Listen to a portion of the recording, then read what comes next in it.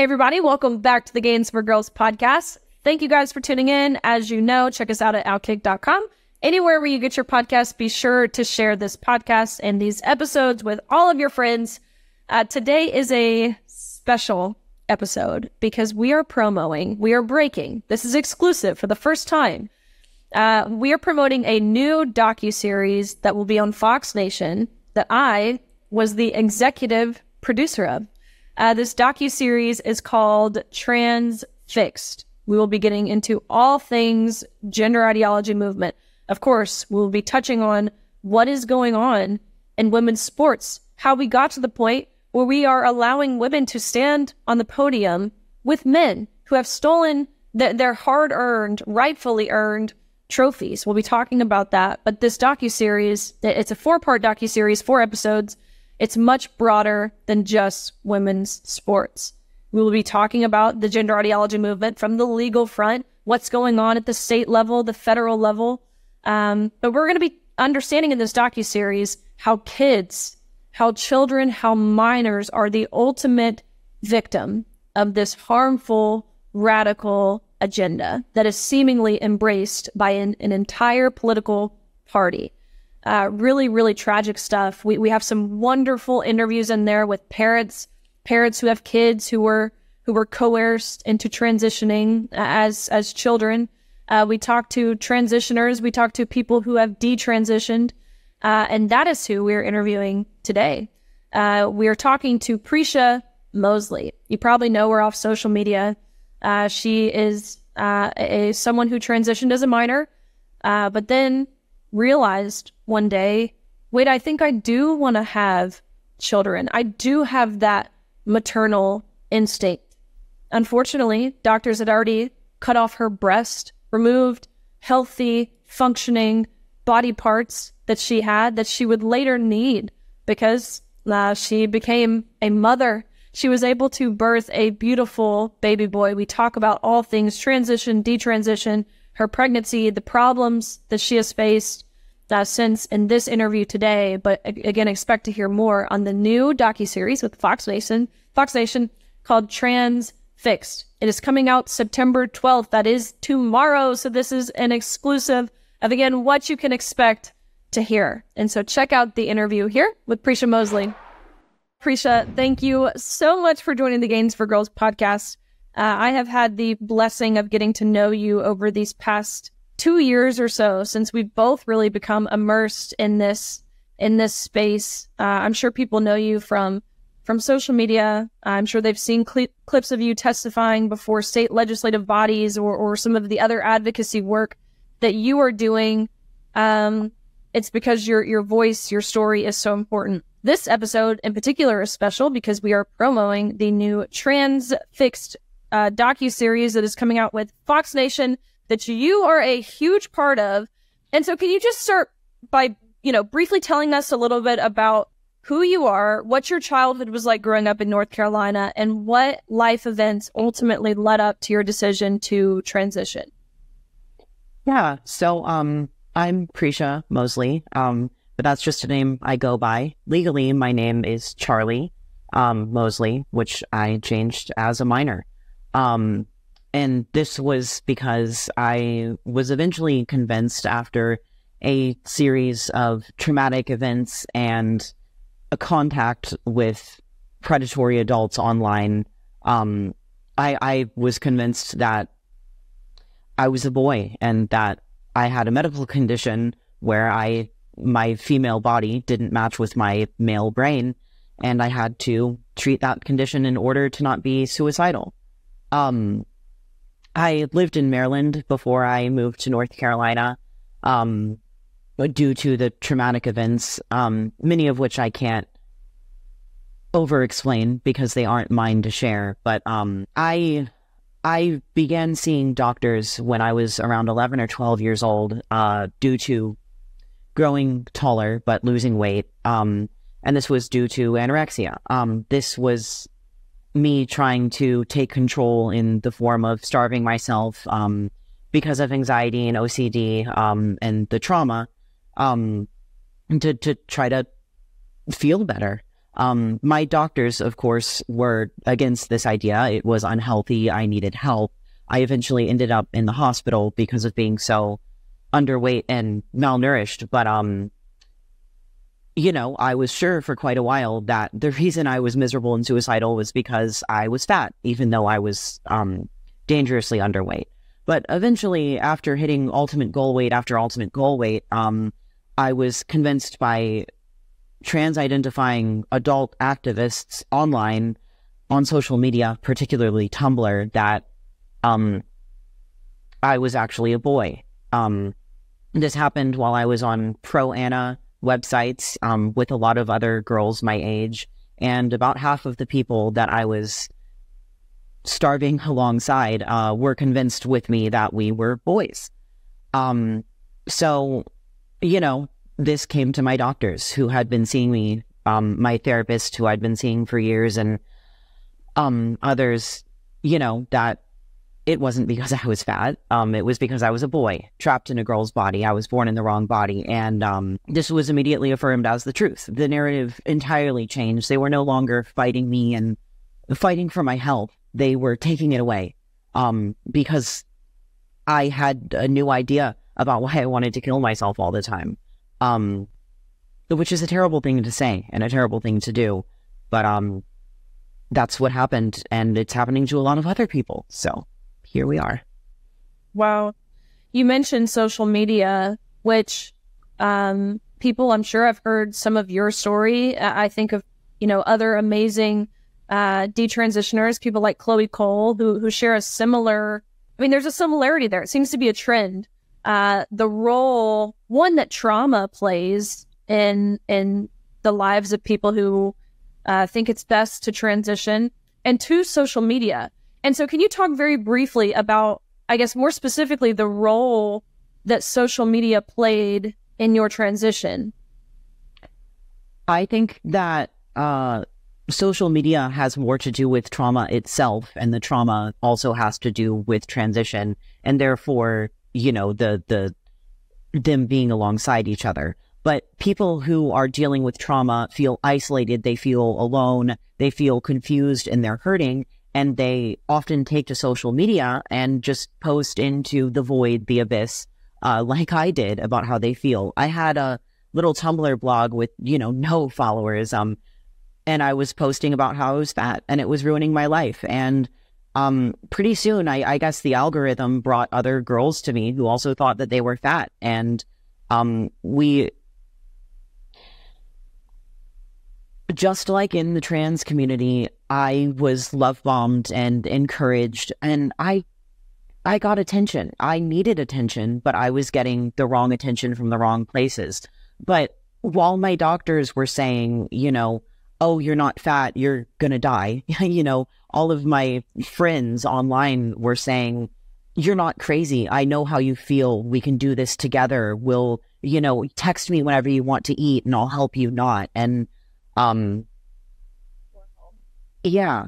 And it makes you feel less alone. It's nice to not be told you're crazy or it's your fault. And if you were just born in the wrong body, in a similar way, that's not your fault either, you know, and you can get help. And you mentioned these suicidal ideations where I mean, you described there are moments when you genuinely wanted to end your own life. And so do you feel like you wanted to escape your female body because of the trauma, now looking back, because of the trauma that you endured, more than actually genuinely believing that you were a male? And how did your doctors know that you were at any point suicidal? Yeah. So to answer the second question first, my doctors did know that I was suicidal because my therapist, who wrote the letter of recommendation that allowed me to get top surgery, was treating me for it, as well as the anorexia and trauma, including a sexual assault when I was 14, which resulted in a miscarriage. I didn't want to be a man as much as I wanted to interact with the world as what I thought a man was. I thought that to safely engage with men with whom I sometimes wanted to be friends or hang out or speak, I had to be one, and so on and so forth. And my suicidality was used as proof to coerce my parents into the fact that, you know, I hadn't done it soon enough. If we had transitioned me earlier, maybe I wouldn't have attempted when I was younger. But I know that's completely false. I was suicidal and attempting before I ever heard any of the words trans or gender dysphoria or any of it. I just thought that I had found out what was wrong with me, and my doctors agreed, instead of, you know, continuing to say that I was delusional, like when I said I was fat, when I was very underweight. And because of my beliefs, my health was taken away. Wow.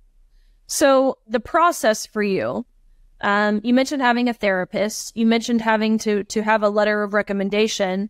What else was needed for you to initially get prescribed testosterone? I have so much to say about that, it would blow your mind. So the letter of recommendation for testosterone came from a gender therapist who had a boilerplate letter for me already up on the laptop that I saw when I walked into the room. She was referred to me by the endocrinologist who was seeing me in secret in my nutritionist's office and administering shots to make my period stop. I previously had the police called on me because of freaking out about my eating plan making me gain weight. But this time, you know, an endocrinologist showed up with a shot that would make my period stop. And then to move on to the next step, I needed the letter of recommendation, and I went to the woman who had a boilerplate letter printed out for me, and I paid her a bit under $300, as I recall. And yeah, I took that letter to the endocrinologist very shortly after, and started to be injected with massive amounts of testosterone into my muscles.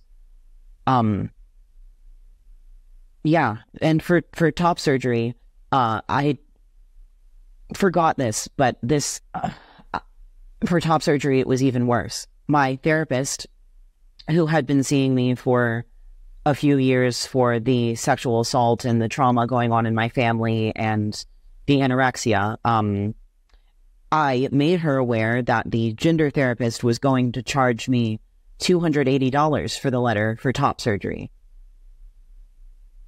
So she offered to do it for free. The stipulation was that I had to leave my room for 1 hour every day for 1 week, until my next appointment, and I would get the letter. And I failed to do so, and she wrote the letter anyway. Wow. Wow. And so what, you know, you began injecting yourself with testosterone. I mean, what did that feel like? The effects that it had on your body, of course, I think people know it changes you physically. It makes you, you know, your muscular structure changes. You grow facial hair and your arm hair and different things. But I mean, what did it really feel like for you as someone at the time who was struggling and having these really harmful thoughts? A lot of different things. First of all, I didn't start with injecting myself. My endocrinologist would inject me in the butt, in my muscle, because I didn't know how to do it and I was scared. But I was already cutting myself, and so I moved quickly on to being taught how to do it at home. And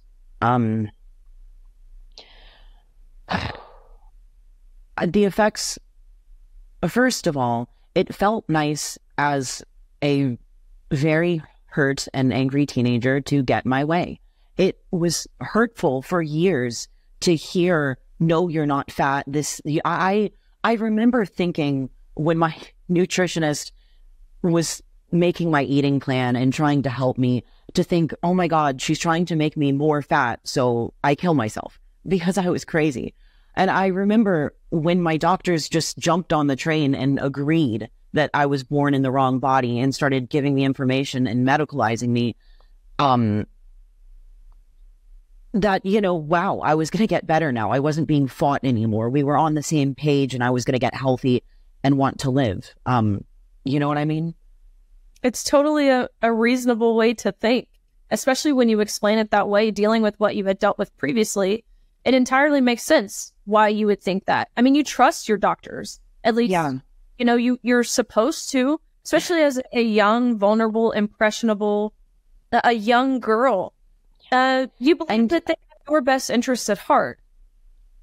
Yeah. And on top of it, you know, adult women already were talking around me all the time about how the doctors, every time you go in severe pain or suicidal, they tell you to smile more and do yoga. And so for doctors to say, oh, yes, you were born in the wrong body, let's help you, let's make you want to live, that was a hopeful, you know, and I think that is the benefit of the trans community, of gender affirming care.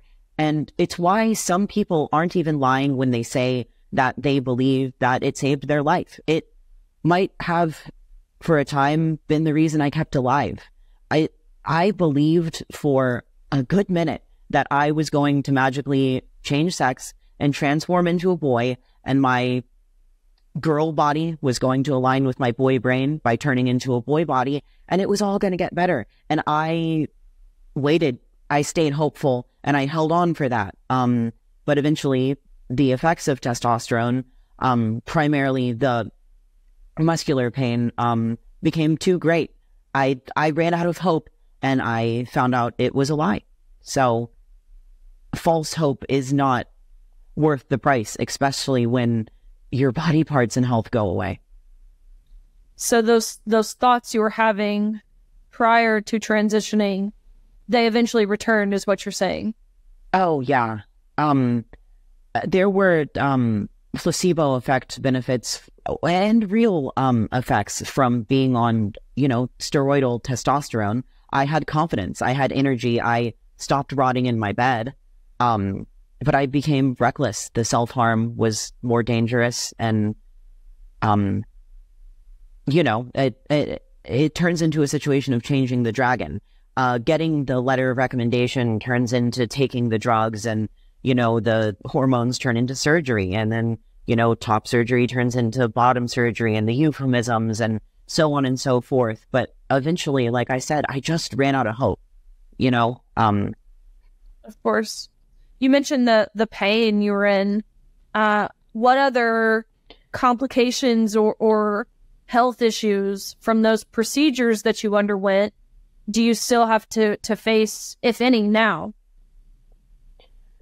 A lot of the pain. It's not continually getting worse all the time because I've stopped it, the testosterone, but my muscles burn and ache all of the time. I use dissociation as a coping tool because I was given muscle relaxers while I was on testosterone, and not told to just stop poisoning myself. And I don't want to put a bunch more chemicals into my body. And I have atrophy, full pelvic atrophy, not just vaginal. That's what everyone talks about. But, you know, my bladder, I have to pee all the time, which is a quality of life issue.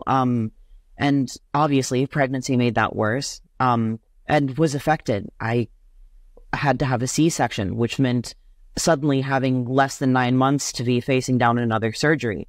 The double mastectomy, what happened after I gave birth is the worst thing that has ever happened to me, and it was a direct result of gender affirming care and my surgery. Well, I want to talk about that because you have been a medical experiment, Prisha, twice. You've had people fail you twice. Well, I guess the second time, of course, isn't really a fail, but nonetheless, it's a medical experiment. You have transitioned, but then detransitioned. Really, 3 medical experiments if you're including transitioning. So transitioning, and then detransitioning, which I want to talk about. But then, probably unknowingly, I'm sure for a while you weren't even positive that you could get pregnant, but you have been blessed with the most beautiful, wonderful baby boy. He really is just the cutest thing ever. And so I want to talk about your pregnancy, but before we get there, the detransitioning process, what was that like for you? How did you realize that that was something, you know, that transitioning was a hoax? It was a facade. Well, as I mentioned, the pain is what initially led me to quit the testosterone. I was in too much muscular and joint pain, and I stopped taking it, but that wasn't detransition. People with trans identities run out of hormones or don't have money for surgery all the time. What happened eventually when I posted that video, which made me public, that was the moment. In the moment in which I was saying that my life was ruined and I wasn't a boy and I didn't understand what I had consented to, that was it. I was recording it so that I wouldn't change my mind or gaslight myself about my own feelings, and it accidentally got very popular and viewed. But my boyfriend, with whom I have the beautiful baby, his daughter, who was about 2.5 at the time, started calling me mommy. And that's when I began the reconciliation with my natal sex, which is what I think detransition is. Yeah. Yeah, no, that's beautiful. And she is just the cutest thing ever, too. Oh, yeah. She really is. How long has it been since that process, the detransitioning process, began for you now? It'll be 2 years in October, which is, next month. Not long. Yeah, yeah. That community, I'm curious. I'm always curious about this, which I feel like I know the answer. That community that you mentioned online when you began to transition, who was very affirming. You use the verbiage of love bomb. They love bomb you, and they tell you you're correct to feel like you were born in the wrong body. Did that community still exist when you decided to detransition? No, it's quite the opposite. And it's the behavior that came afterwards that helped show me that what was going on when I was trans identifying was indeed love bombing. Because as soon as I was no longer serving the cause, the cult, the narrative, I became an enemy. All of the kindness and the love bombing and it's going to get better stopped. Every single day I get threats and messages about how I have children's blood on my hands because of the testifying I've done for trying to prevent people from being medicalized when their bodies are healthy. And I have to have like a security system, a camera at my house now, because someone in my town, it's wild. But this is what happens when you give children or the incredibly vulnerable and mentally distressed wrong sex hormones and steroids and take away their body parts. That is what they do. It's heartbreaking. Absolutely. Yeah. And I think people see too, through social media, those who are bold enough to, who are even willing to say that there are two sexes and you can't change your sex. Those who are willing to say that online, I'm sure they've been met with a relatively similar type of vitriol. So people understand your pregnancy. We've alluded to it. We have said that you really do have the most beautiful baby boy. But what was that process again? Just a kind of a brief overview. What was that like having to give birth? As a mom, a woman, having all the pain in your pelvic area, knowing too you also don't have breasts that can produce breast milk. All of these things, they have to weigh on you. I can't imagine the feelings that you felt and the hardships that you went through giving birth and I'm sure even after birth. Yeah. I don't even know where to begin. I didn't know what I was consenting to, and it doesn't just affect me. That's the worst part. I mean, a year or so ago, I began to be able to understand how it affected my parents and my sister and my grandparents. But now I can see that this affects my children, my daughter.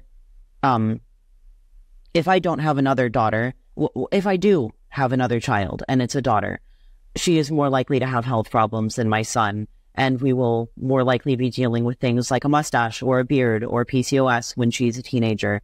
But if I don't, the one I have now is going to be the only woman in the house one day, or girl in the house one day with breasts. And there is nothing I can do about it. And my son cries for milk I cannot give him because I don't have breasts. But what I do have is leftover breast tissue that was trapped under the scar tissue that's inside of my chest, that could not reach my son. He would scream and cry, and my chest would get these hard, painful rocks in it.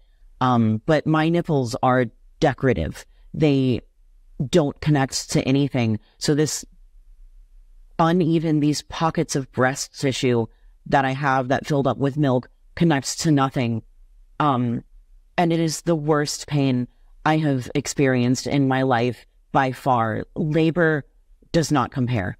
I labored for 4 hours for no reason because I didn't want any doctors to touch me when I started giving birth because of the trauma and because I don't trust doctors and because I didn't want to have surgery again. But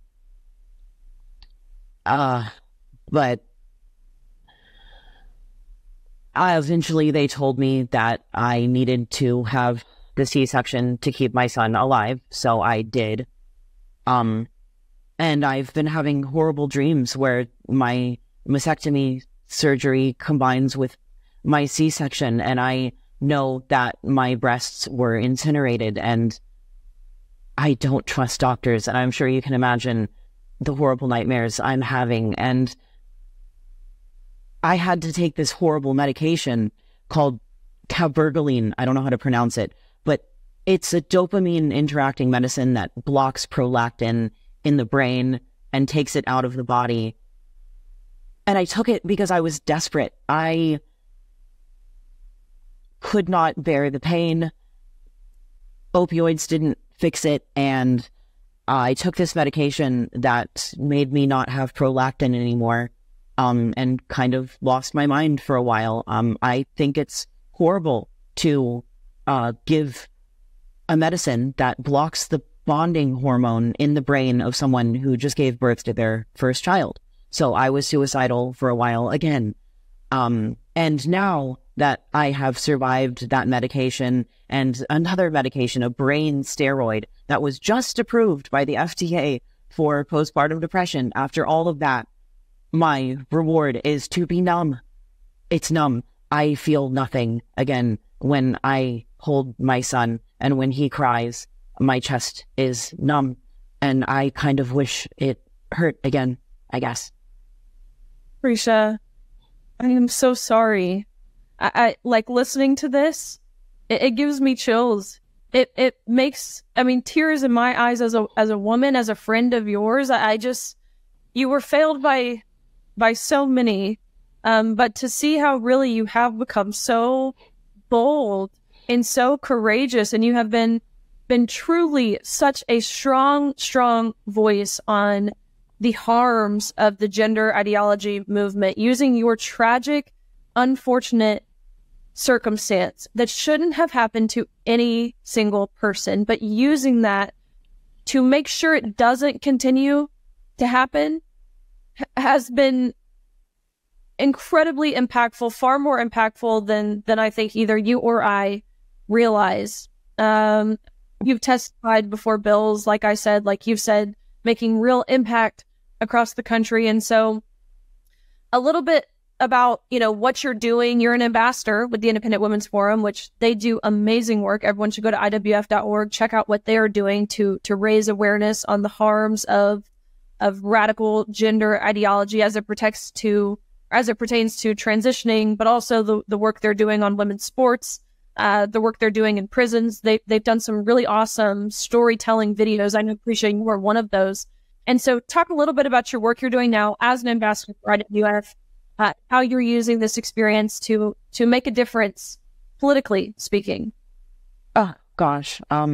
Yeah, I mean, it's really important to me to just make sure this doesn't happen to anyone else, like I said.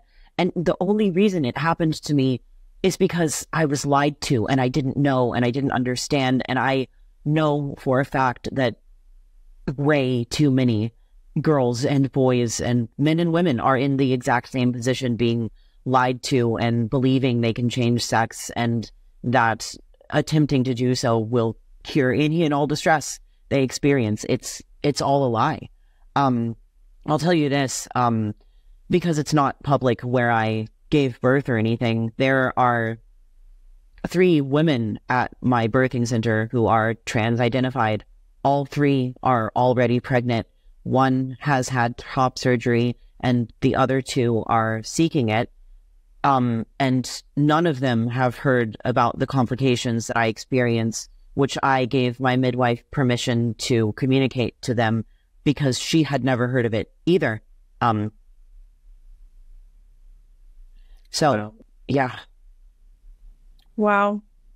Well, it's like I said, it really is making a difference. You know when you went through it, and so using this to, I mean, just in one hospital, there's already 3 others is insane. You have been pushing back, as we've said, in virtually every realm, social media, in the courts. But what you're doing, you've also filed a lawsuit, which is huge. I think this is one of the most, if not the most effective way to push back.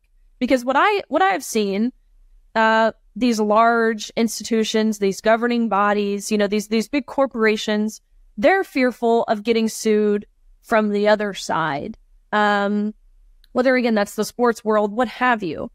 Groups like the ACLU, like GLAAD, these large human rights groups and unions, they constantly threaten and pursue lawsuits. And so to have someone on the side of women, safeguarding children, of parental rights, doing the same is monumental, and it sets the precedent for others. And so can you just, the basis of your lawsuit and what your goal is in filing it? Yeah, the basis of my lawsuit, I mean, I filed on a lot of different claims. What ended up going through were, I'm sorry, the lawyer speak isn't great, but like charges of fraud, because it is a fraudulent claim that you can change sex, and that, you know, modifying your secondary sex characteristics will cure you of mental illness. Both of those are fraudulent lies. Unfortunately, due to the statute of limitations and repose, the med-mal was thrown out. But there's a lot of bills and laws already being worked on, or that have already passed, that raise the statute of limitations for people who have transitioned as minors to sue in some states for as long as 30 years after being medicalized. So, you know, my goal in my lawsuit is the same as all of it. I just want it to stop. I just want there to be truth and honesty. I want this to never happen. I mean, I'll put it this way. After growing up with the trauma and the, you know, disorder of emotional regulation, I am finally learning how to control and handle and bear my own pain and emotions and feelings. But other people's, no. I can't just live while I know that other people are consenting to lies. So I'm going to at least make sure it's not ignorance that pushes anyone to do this. I love that. Last 2 questions for you. First one, we hear it. They're called puberty blockers. The other side insinuates that this is, you know, it's just a pause. It's a pause on puberty. It's reversible. You can stop them immediately and things will be back to normal. Was this reversible, in your opinion? No part of gender affirming care is reversible. And everything they say is proof of something else and how it's a lie.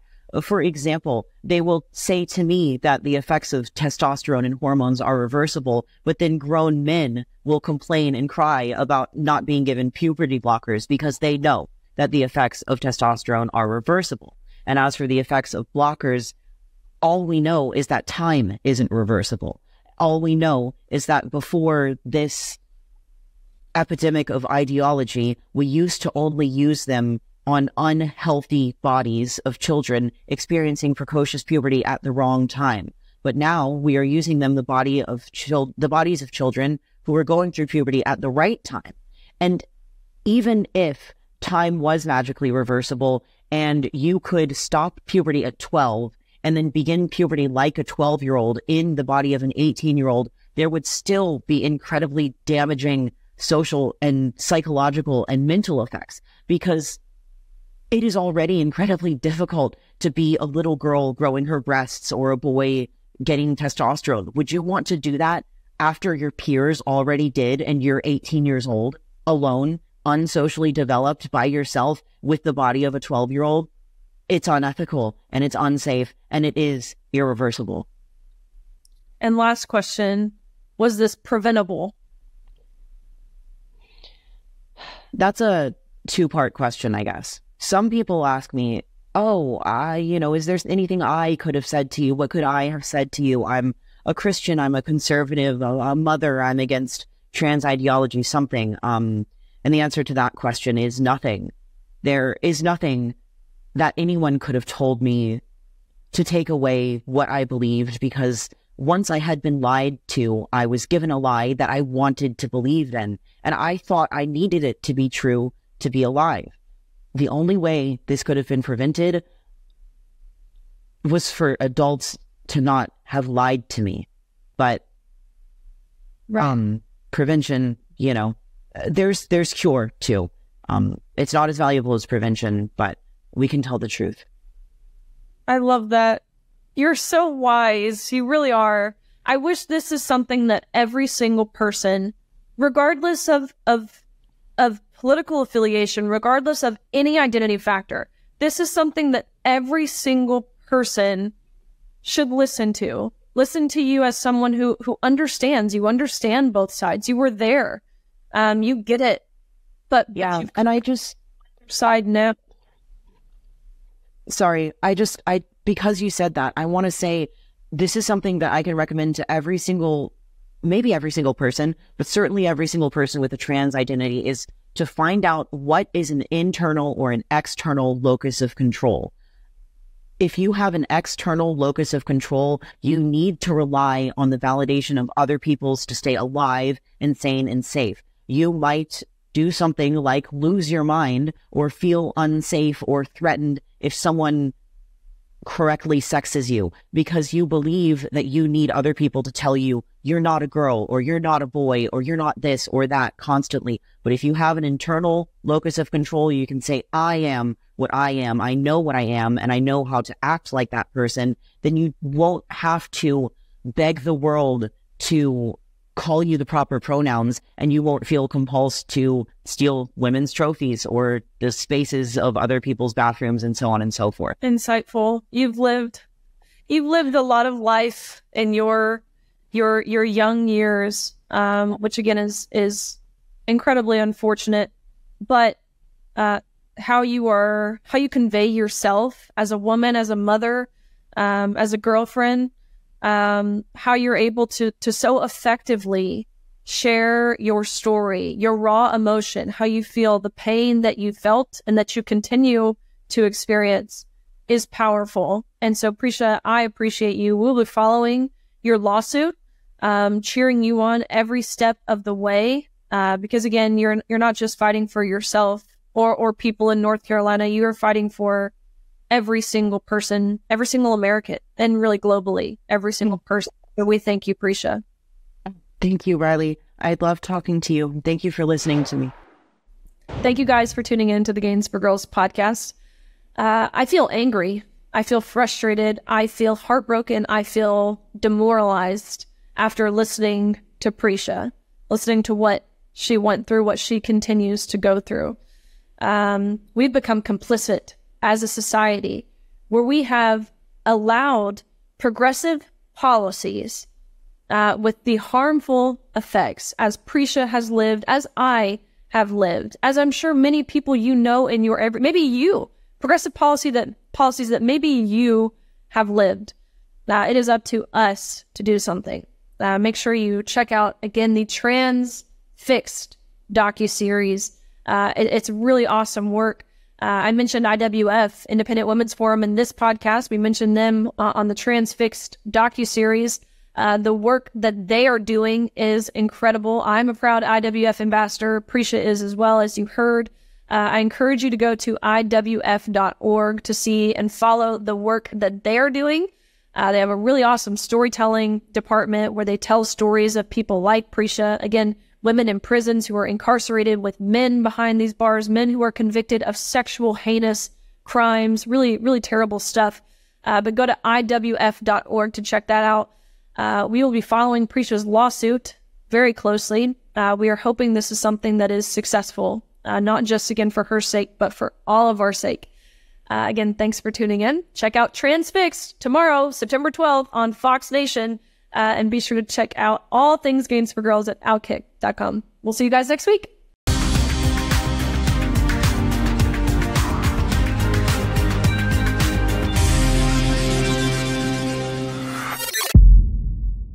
Hey everybody, thank you so much for watching. The fight to save women's sports and restore common sense is far from over, and I continue the conversation every week. So make sure to catch more content over here and subscribe to OutKick so you don't miss a thing.